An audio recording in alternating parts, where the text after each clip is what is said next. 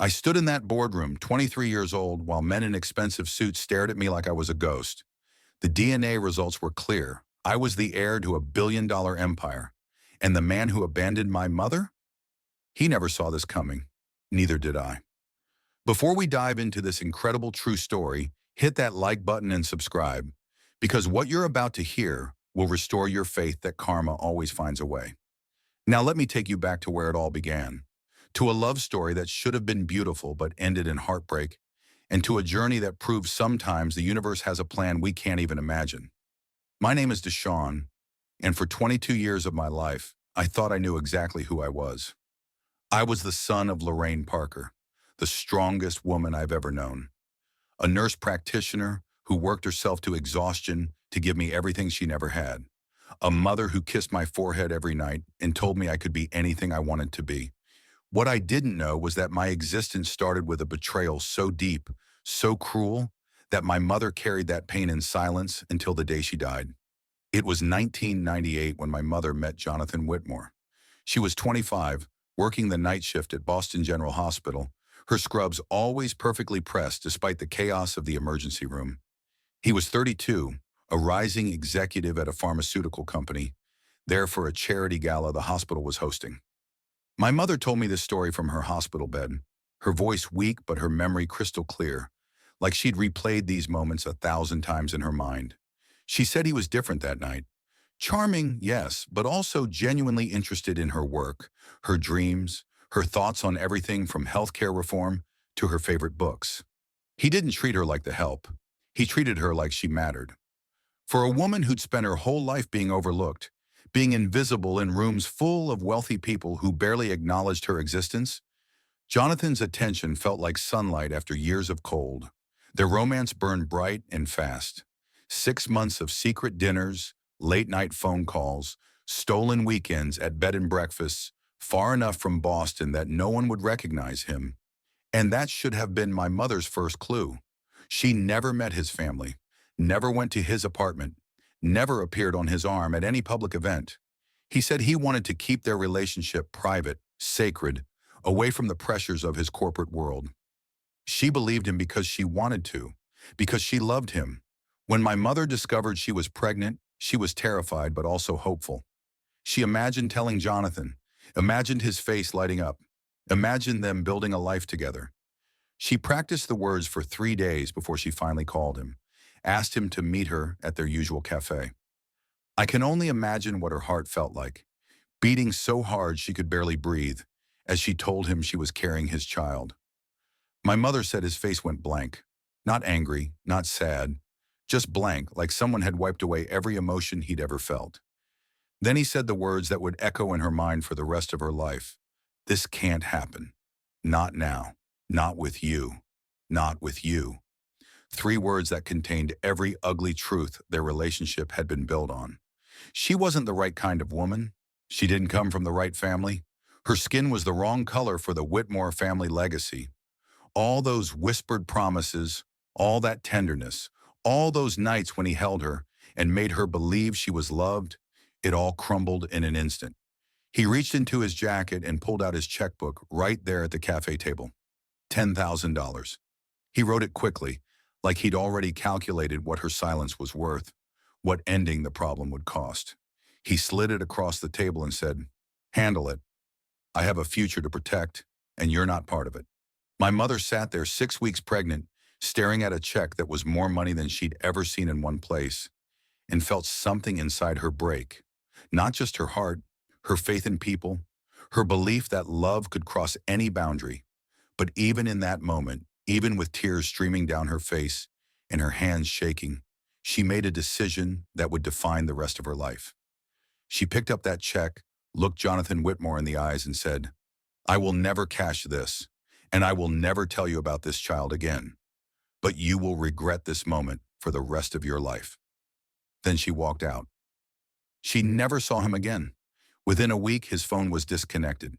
His company transferred him to their New York office. He vanished like smoke, and my mother was left alone with a growing belly and a broken heart. I was born on a cold January morning in 1999.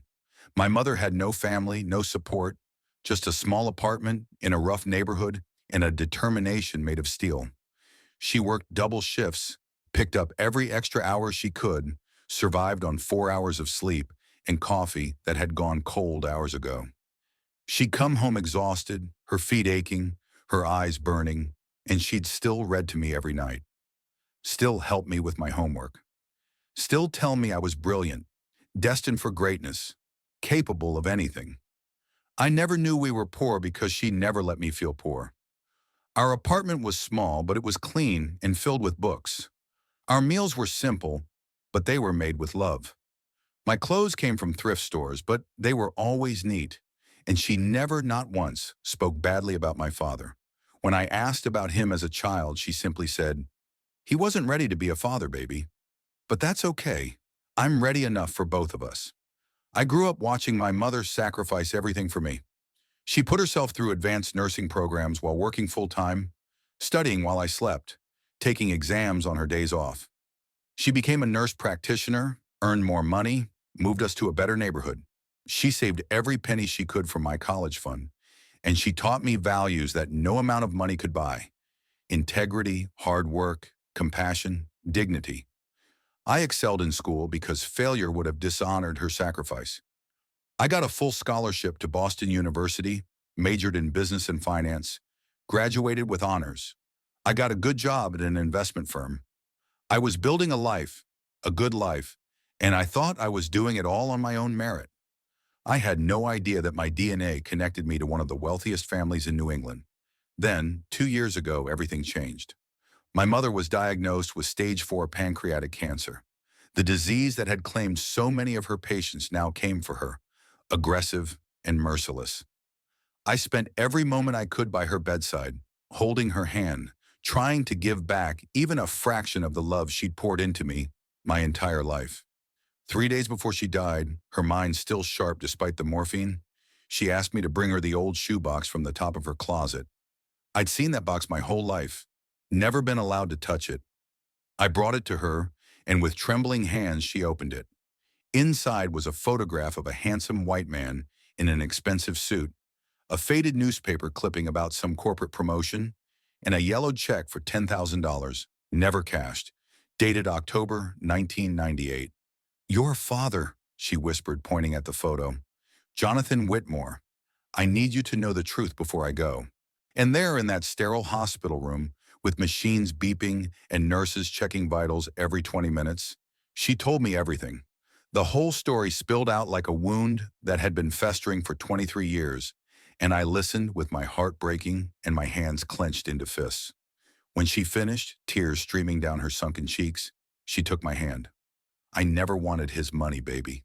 I wanted you. And you were worth every struggle, every sacrifice, every sleepless night. You are my greatest accomplishment, but you deserve to know where you come from. What you do with that information is up to you. Just promise me one thing. Whatever you decide, do it with integrity. That's the only inheritance that truly matters." She died 2 days later, and I held her until her last breath left her body. I felt like an orphan in the truest sense, untethered from the only person who'd ever truly loved me. At her funeral, standing alone beside her casket, I made her a promise. I would live with the integrity she'd taught me, no matter what. But I was also curious. Who was Jonathan Whitmore? What had become of the man who'd abandoned us? I started researching, expecting to find some mid-level executive living a comfortable suburban life. What I found instead made my blood run cold. Jonathan Whitmore had built an empire. After leaving Boston, he'd risen through the ranks of his pharmaceutical company, eventually becoming CEO. Then he'd launched his own company, Whitmore Pharmaceuticals, which developed 3 blockbuster drugs that revolutionized treatment for heart disease. He'd married Victoria Ashford, daughter of a Connecticut senator. He had 3 children, Preston, Vanessa, and Clifton, all of whom held executive positions in his company. His net worth was estimated at over $2 billion. And 6 months before my mother died, Jonathan Whitmore had dropped dead of a massive heart attack at age 55, leaving behind his billion-dollar empire, and according to every article I could find, no will.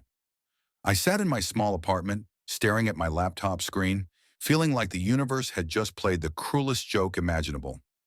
My mother had died with medical bills we could barely afford while my biological father had been a billionaire. He'd lived in a mansion while we'd struggled in a two-bedroom apartment. His children had trust funds while my mother had worked herself to death to put me through college.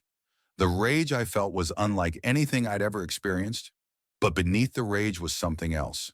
A cold, clear understanding of inheritance law. I'd taken business law classes. I knew that biological children had rights, will or no will.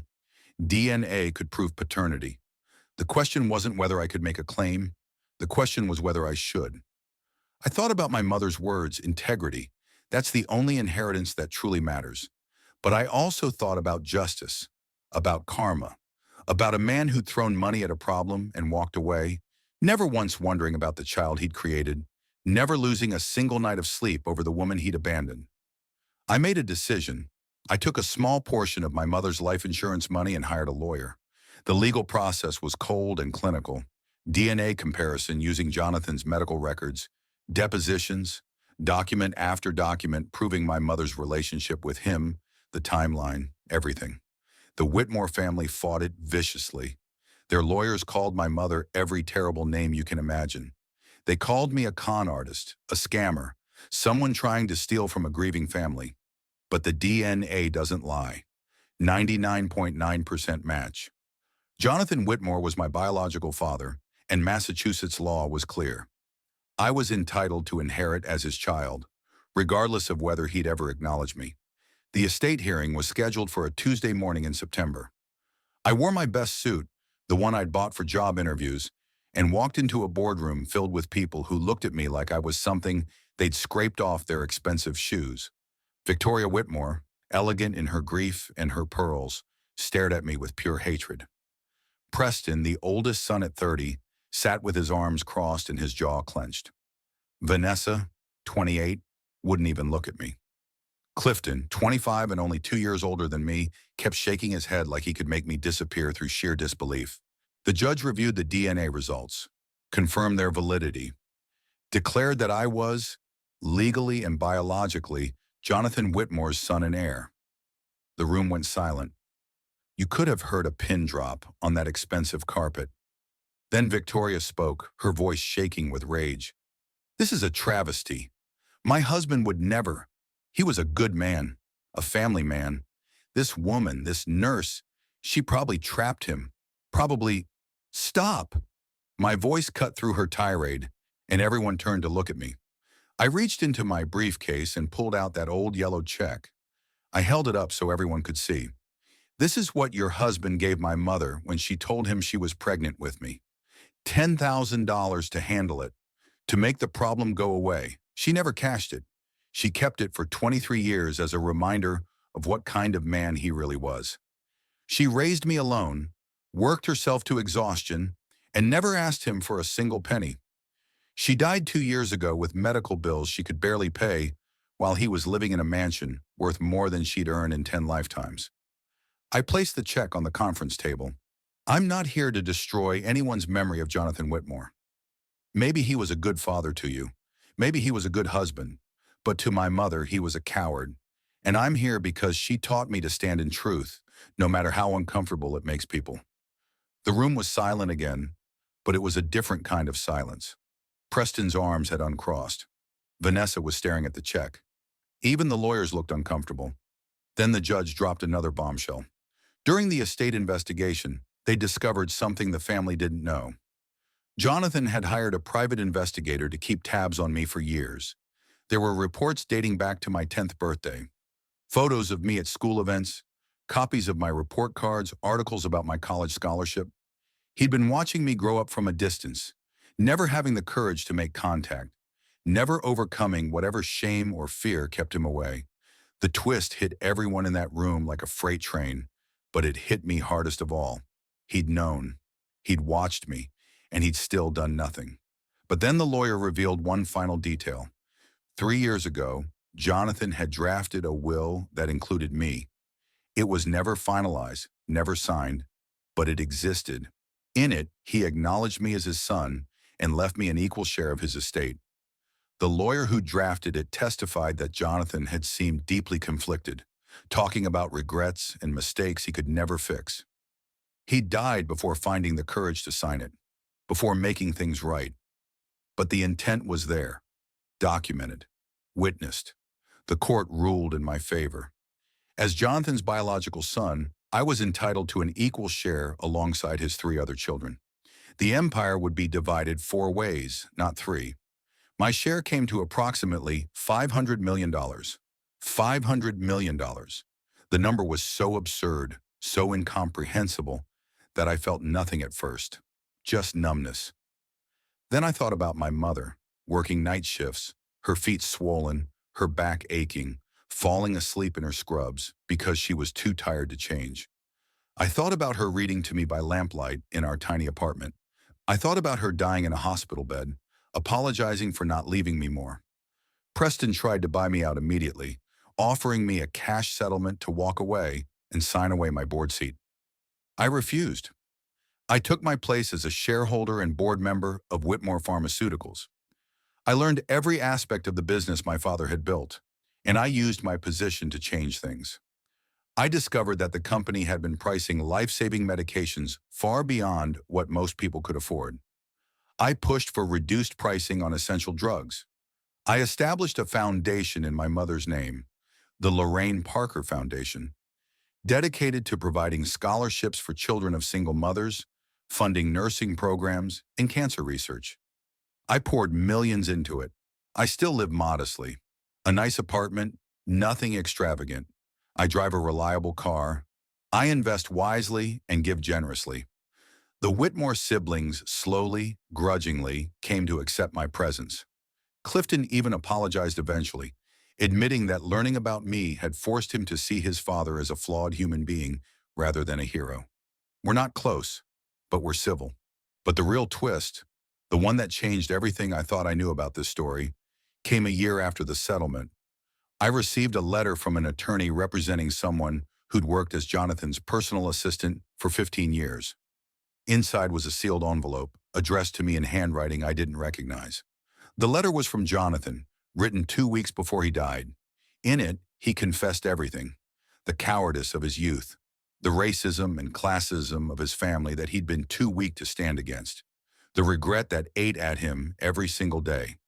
He wrote about hiring the investigator, about watching me grow up, about feeling both pride and shame every time he saw how well my mother had raised me despite his abandonment. He wrote about the will he kept meaning to sign, the contact he kept meaning to make, the apology he kept rehearsing but never delivering. And then he wrote something that made me cry for the first time since my mother's funeral. Your mother was right. I have regretted that moment every day for 23 years. She was the best person I ever knew, and I was too much of a coward to fight for her, for you, for us. She deserved so much better. You deserved so much better. I can never make this right, but I want you to know that you were always my son, even when I was too afraid to claim you. And I am so, so sorry. The letter had been sealed with instructions to deliver it to me only after his death, and only if I ever came forward. He'd known somehow that the truth would eventually emerge, that karma would catch up to him, that I would find my way to what was rightfully mine. I drove to my mother's grave that day, the letter clutched in my hand. I sat on the grass beside her headstone and read it aloud to her, my voice breaking. Then I told her something I hoped she could somehow hear. You were right, Mama. Integrity is the only inheritance that truly matters. But justice matters too. And you raised me to understand the difference between revenge and what's right. I'm going to use this money to help people like us. Single mothers working themselves to exhaustion, kids who are brilliant but broke, patients who can't afford their medications. I'm going to make sure your sacrifice meant something beyond just raising me. I go to her grave every Sunday now. I bring fresh flowers and tell her about the foundation's work, about the scholarships we've awarded, about the lives we've changed. I tell her that 53 single mothers graduated from nursing programs this year because of her name, that 200 kids are going to college who otherwise couldn't afford it, that thousands of patients are getting medications they need at prices they can actually pay. The Whitmore name is on buildings and wing of hospitals, But the Parker name is in the hearts of people who were given a chance they never thought they'd have. And I know which legacy my mother would have chosen. This story proves that truth and justice will always prevail. My mother, Lorraine Parker, raised a son who didn't need wealth to have worth, but karma made sure I got both. She taught me that character is built in struggle, that integrity can't be bought, and that love is the most powerful force in the universe. If this story moved you, smash that like button, share it with someone who needs to hear it, and subscribe for more real stories that prove good people don't finish last. Drop a comment telling me what you would have done in my position. Until next time, remember, your character is your true inheritance. Everything else is just numbers in a bank account.